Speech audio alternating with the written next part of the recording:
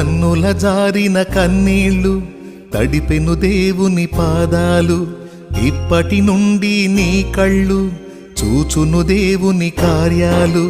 కన్నుల జారిన కన్నీళ్ళు తడిపెను దేవుని పాదాలు, ఇప్పటి నుండి నీ కళ్ళు చూచును దేవుని కార్యాలు. ఉందిలే దీవెనా